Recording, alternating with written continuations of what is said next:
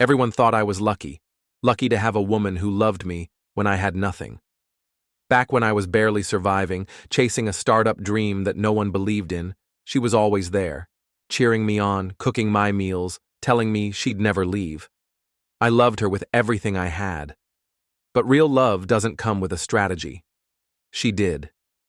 From the very first day she walked into my life, she had a plan. And what she truly wanted was to take everything I had. You know, I used to believe that when someone says they love you, they mean it. That if you give your all to a relationship, they'll meet you halfway. That's what I thought I had with Tiffany. I met her during one of the roughest times in my life.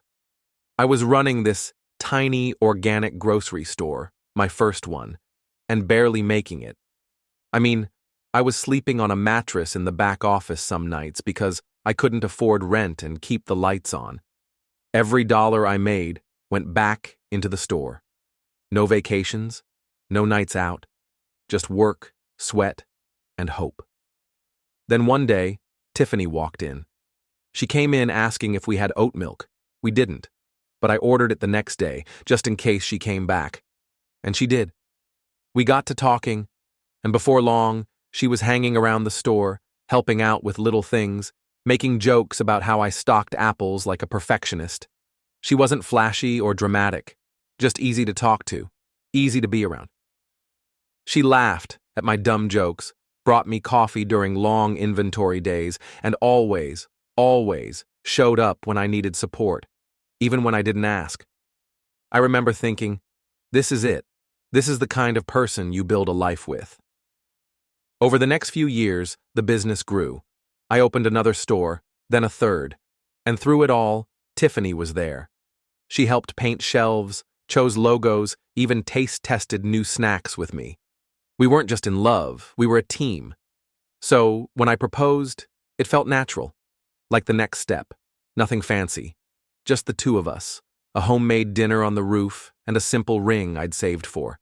She said yes through tears, hugged me so tight I thought my ribs would crack. It was one of those moments you replay in your head thinking, this is forever. Everything felt right.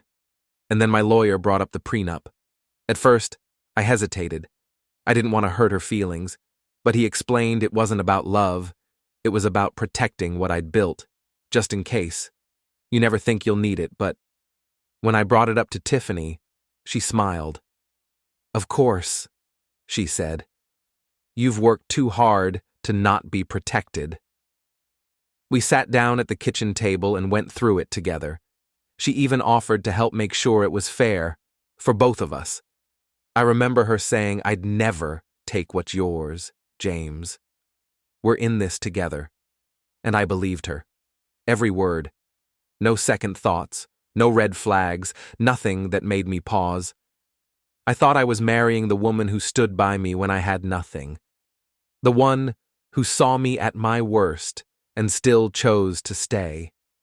But looking back now, I see it. The small moments. The smiles that didn't quite reach her eyes.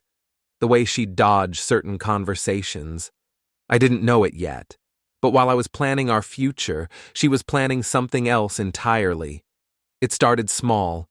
You know those little things that don't quite sit right, but you brush them off because, well, you trust the person? That's what it was like. Tiffany started acting different about 2 months before the wedding. Subtle stuff. She stopped asking about the stores. She used to love hearing customer stories or new supplier deals. Now, she'd just nod and look at her phone. She was distracted, always texting, said it was wedding stress. I didn't push. Everyone gets a little on edge before a big life change, right? Then one night, I came home late from work. Nothing unusual. I walked into the kitchen and she quickly shut her laptop. Like, real quick. I joked, planning a surprise honeymoon I should pretend not to see? She laughed. But it felt off, forced. Still, I didn't think too much of it. I trusted her. But then my lawyer called me, said he needed me to sign the final version of the prenup, just to make it official before the wedding. I told him we already signed. He said, "This one's different. It's dated a week ago." Did you make changes? I didn't. Not a word. I asked him to send it over.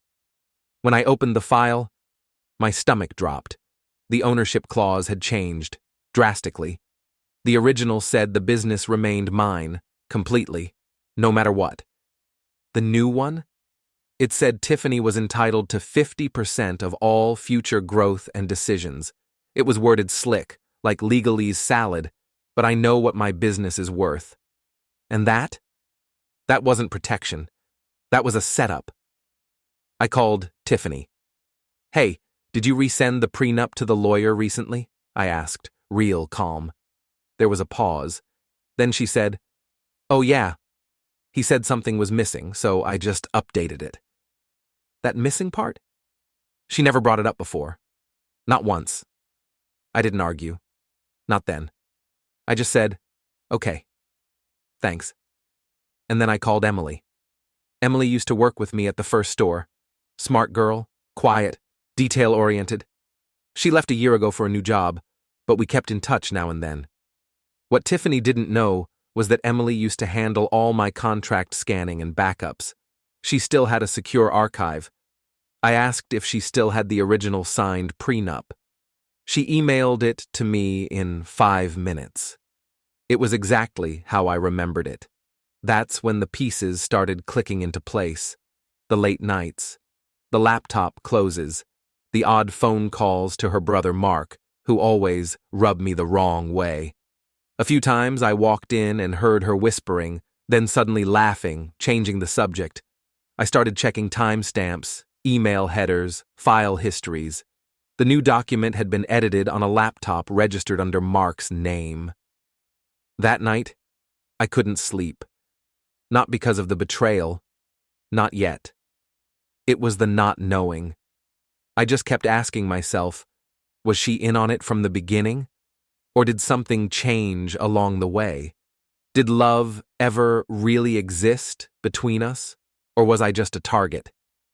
By morning, I knew one thing for sure. I needed answers. And if they weren't given, I was going to find them. I texted Tiffany that morning. Let's grab coffee, just us, before the madness of wedding stuff hits. She replied with a heart emoji and, of course, hearts. I picked a quiet spot, a little cafe near downtown we used to go to in the early days, before we had money, before things got complicated. She showed up looking perfect, hair curled, light makeup, smiling like nothing was wrong. I almost envied that kind of calm. But inside, I wasn't shaking anymore. I was past the hurt. I was angry. I was focused. She sat down. Okay, Mr. Groom, she smiled. What's this about? I looked her straight in the eyes. Tiff, I got a call from my lawyer. He says the prenup was changed. A flicker, just a small one, but I saw it. Oh, yeah, she said casually. There was a missing clause. So I updated it. No big deal. I nodded slowly. So, you edited a legal contract, without telling me. She leaned back. James, it's not like that. I was just trying to… Before she could finish, Mark walked in. Of course. She looked surprised, but not shocked. Oh, Mark just happened to be nearby. I figured he could join us. I smiled. Perfect. I was hoping he'd show. Mark grinned, that smug little grin I always hated. James, man of the hour. Nervous about the big day? I leaned forward, calm, cold. You know, I used to think you just didn't like me. But now I get it. You were never rooting for us. You were playing me. Mark chuckled. Whoa, slow down, man. What is this, some kind of interrogation? I slid my phone onto the table, unlocked, recording app open. Actually, yeah. You mean this conversation I've been recording? Silence. Tiffany's face went white. Mark leaned back. You can't record people without permission. In this state, I can. One-party consent, and that party's me. I reached into my bag and pulled out a small folder. I placed it in front of Tiffany. The original prenup, the one you signed. And this… I pulled another paper. is the edited version, dated after your final review, traced back to a laptop under Mark's name. She blinked. James, No, don't lie. Please don't insult me with that. Mark scoffed, trying to laugh it off. Man, you're overthinking this. It's just paperwork. Exactly, I said, leaning in. And paperwork doesn't lie. I looked at Tiffany. My voice shook a little, not from fear, but from finality. I was willing to give you everything, not just money, not just my name, my future. I trusted you. She looked like she wanted to speak, but couldn't. And you, I turned to Mark, used your own sister. For what? A payout? Mark stood up. All right, I'm done here. This is bull. Not quite, I said, standing too. My lawyer already sent this to the DA, along with the metadata, the emails, and the surveillance footage from my office the night you made the edits. Mark froze. Tiffany covered her mouth. I took a deep breath. I'd waited weeks to say this, months, maybe. You didn't just try to take my business, you betrayed my trust. I picked up my phone, stopped the recording, and dropped a final line before walking out. The wedding's off. And so is every damn benefit that came with knowing me. The fallout hit faster than I thought. By the next afternoon, my lawyer confirmed the report had been submitted. Fraud. Attempted manipulation of a legal document. Digital tampering. And because my business is incorporated, it's not just personal drama. It's a financial crime. Mark went silent. For a guy who never shut up, the silence was kind of nice. Tiffany tried to call. 3 times. Then she texted. Please, let me explain. It wasn't what you think. I didn't respond. There wasn't anything left to say. She made her move. Now, she had to live with it. The wedding? Canceled. I made one phone call to the venue and told them the truth. They were surprisingly supportive. You dodged a bullet, the manager whispered. Friends started reaching out. A few said they had a weird feeling about Tiffany but didn't want to intrude. One of them, a guy I've known since college, said he overheard Mark bragging at a bar a few months back about locking in a gold mine. I guess I was the gold mine. The story got around fast. My industry isn't that big. When word spread that Mark tried to commit business fraud, a few former partners dropped him immediately. One even filed a lawsuit. Apparently, I wasn't his first scheme. As for Tiffany, she lost her job.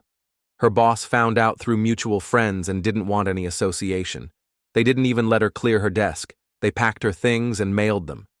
It's wild how quickly a castle built on lies crumbles. But me? I was still standing. That week, I moved back into my original apartment, the one above my very first store. It was small, quiet, smelled like coffee beans and cardboard, and honestly, it felt like home again. I told my assistant to cancel all my public appearances for a while. I needed space, not to hide, just to breathe.